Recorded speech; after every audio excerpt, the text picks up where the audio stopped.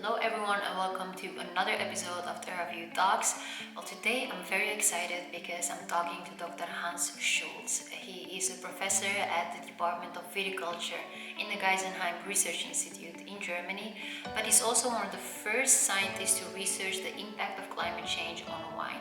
We'll be discussing the experiment he's been conducting for the past 10 years. We'll be talking about the future of wine and also share some tips for winemakers on how to adapt to the continuous changes and challenges.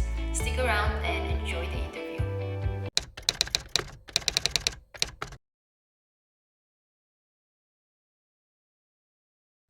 Yeah, we decided, or actually we were lucky a couple of years ago to be able to start this type of experiment. These type of experiments are called phase experiments, and phase stands for free air carbon dioxide enrichment. There are several phase systems on the planet, mostly on terrestrial ecosystems, but also on wheat, rice, to study the effect of rising CO2 concentration on these commodities or on these natural ecosystems. And we have constructed a viticulture and vegetable phase system in starting 2009.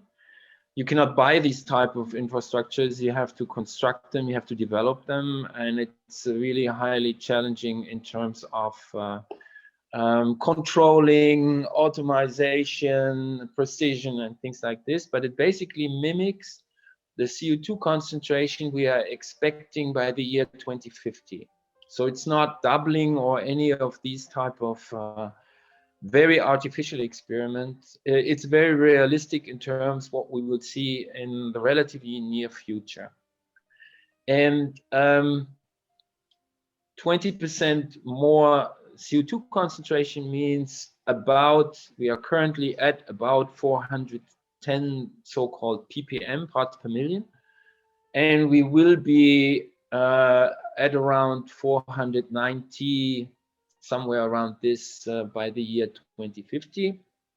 And if you look at the data, the CO2 concentration measurements, we probably will be right on this point. So the only way, in fact, to predict how plants will actually respond or ecosystems will respond, and agricultural commodities are also ecosystems, to future conditions is actually to rebuild the future conditions and see what's happening now.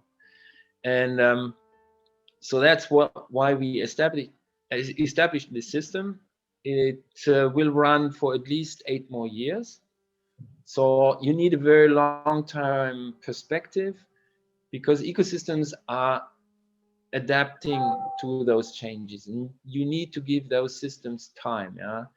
And it does not compare to, for example, taking a pot of a plant and put it in a greenhouse and artificially increment the CO2 concentration. This will not give you the response a real system in the field will actually show.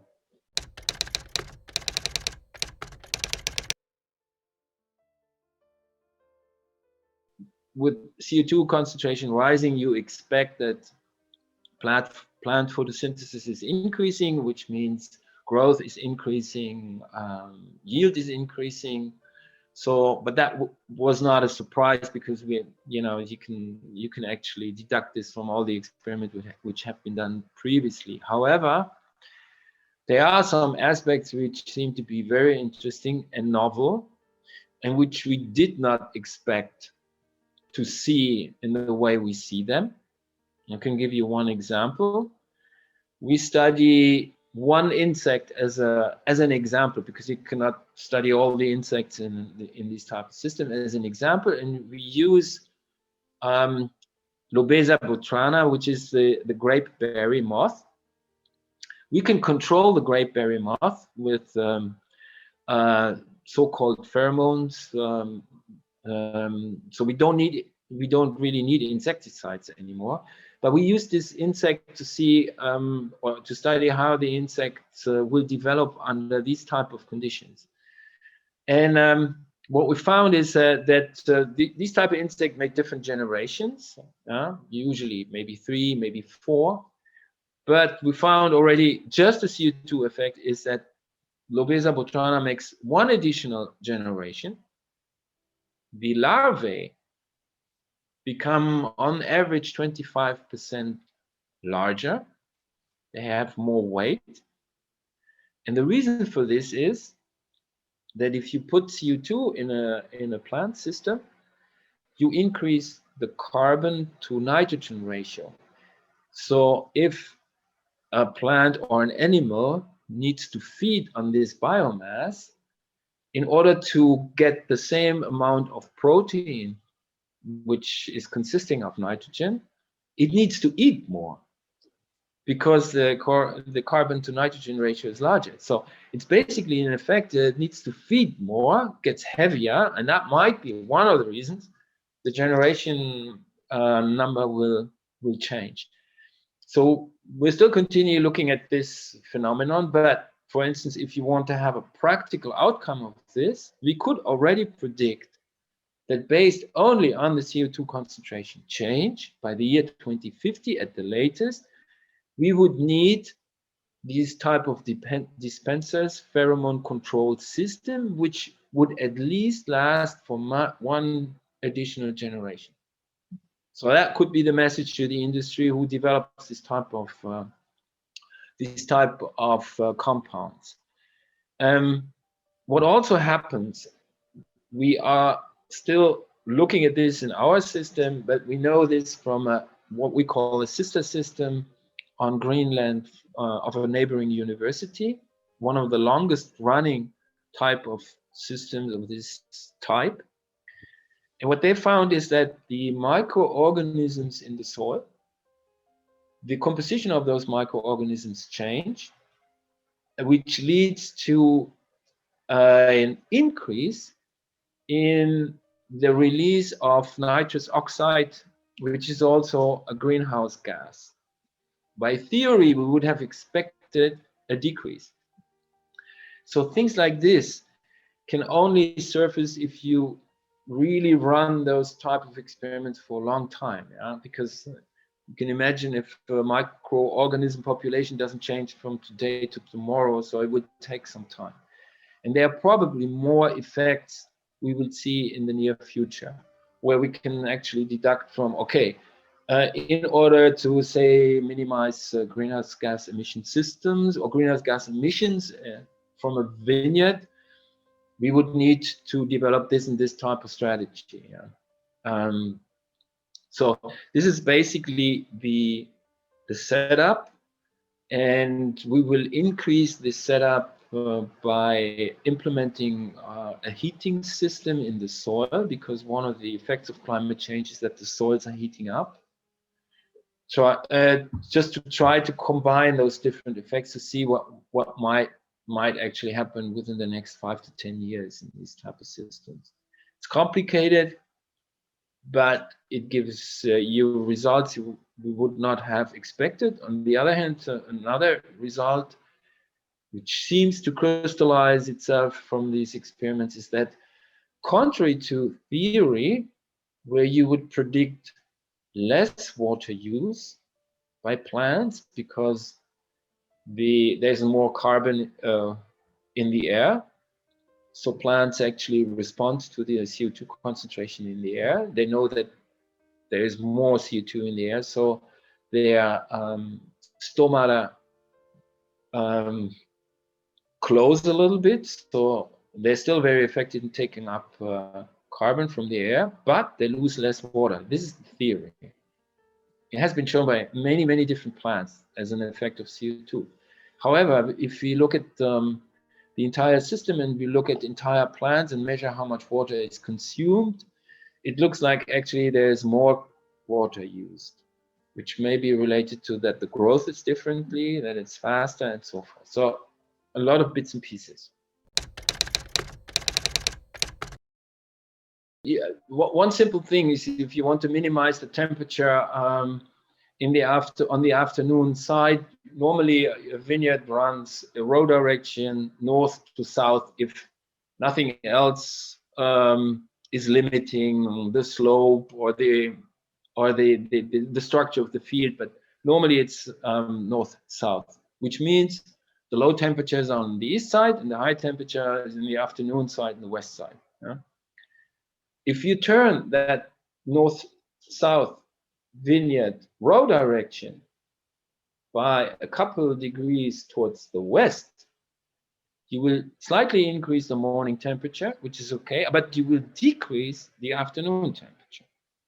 In fact, you can calculate this for each degree latitude, and so you could actually respond to balance out the temperature, projected temperature increases. This is not feasible in all vineyards, but it is feasible in a lot of vineyards. But then of course you need to replant. The choice of rootstocks.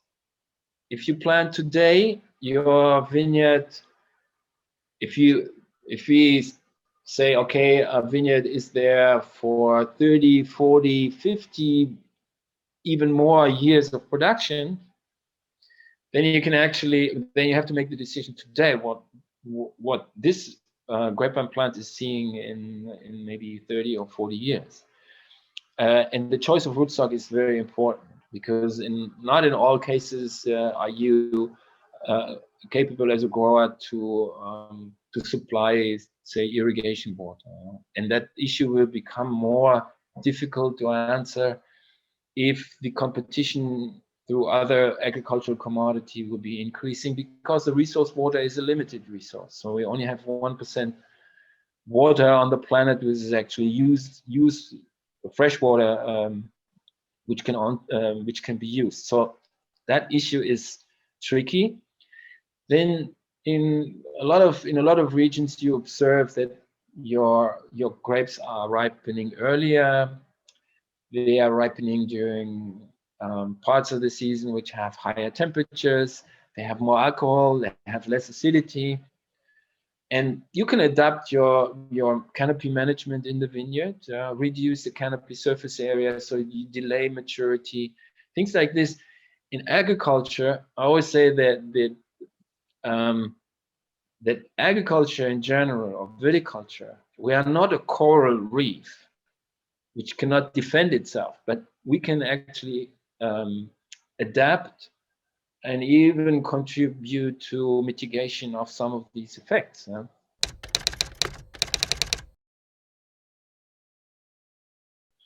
I think it will play a very large role. For example, now if you take only the European Union Green Deal, which will require that by 2030 you will reduce your use of pesticides by 50%. There are a couple of different pathways to achieve this. One would be you only plant disease-tolerant varieties, and you don't need to apply plant protection measures anymore, or very little.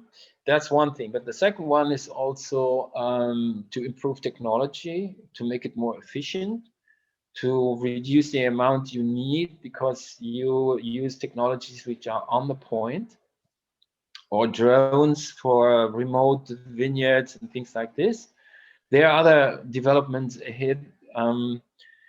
Then, of course, technology will also play a dominant role in energy supply, whether it's for a tractor, electrical engines instead of using fossil fuels, or even in the winery, the renewable energies, the use of these type of things. All this depends on technology. And in a lot of these decision-making processes, we will see a lot more artificial intelligence be used to optimize any use of energy, to minimize any emission of greenhouse gases, to make the process more effective, not in terms of necessarily in terms of economy, but make it more sustainable. agriculture or winemakers, viticulture is we are not as you see as a community, we are not a coral reef. Yeah, we can adapt. We can use our technology, our intelligence to adapt to these type of situation. And viticulture and winemaking always had to adapt to changes. I mean, if you look at some of the places in Europe, we have a more than 2,000-year history of growing grapes and making wine. So the ups and downs were always present. The challenge might be larger now than it has been over the last 2,000 years. But still, we can find ways, I'm pretty sure, in science, but also in practice, to adapt to these continuing challenges.